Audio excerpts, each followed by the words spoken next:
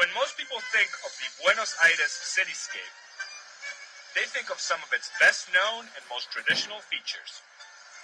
The famous obelisk on the Avenida 9 de Julio,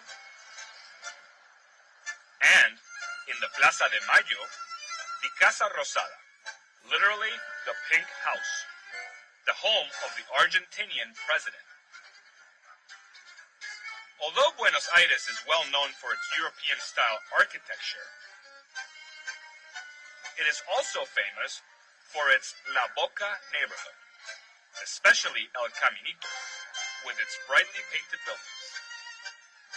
Recently, the city has been developing a reputation for cutting-edge design. The Puente de la Mujer, or Women's Bridge, was designed by the famous Spanish architect Santiago Calatrava.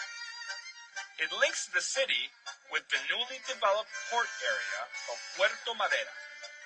And, in another nod to modernity, all the streets in Puerto Madera are named after women.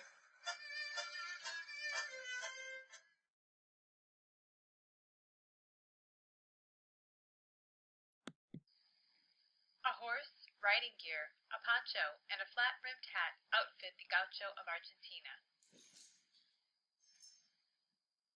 Spurs are another very important part of a gaucho's riding gear. Herding cattle across the plains, Las Pampas, is a very important task for the gauchos. Gauchos are known as excellent horsemen and women. Gauchos can be female too. Back at the ranch, after a long day of herding cattle, the gauchos may feast on barbecued meat.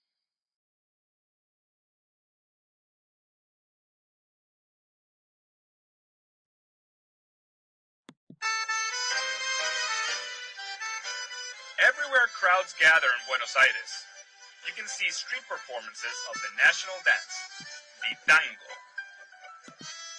Tango dancers perform for locals and tourists alike, often encouraging passers-by to participate or take a photo, all for a small fee, of course. The tango is an intricate dance. Its footwork can be especially complex, with a rapid interweaving of the dancer's feet. Traditionally, and especially if the dancers are improvising, the male dancer taps out code for moves and footsteps on the female dancer's back. You don't need to go to a fancy tango parlor to be able to appreciate the sinuous beauty of the tango's movements. You can find tango everywhere in Buenos Aires. All you have to do is look.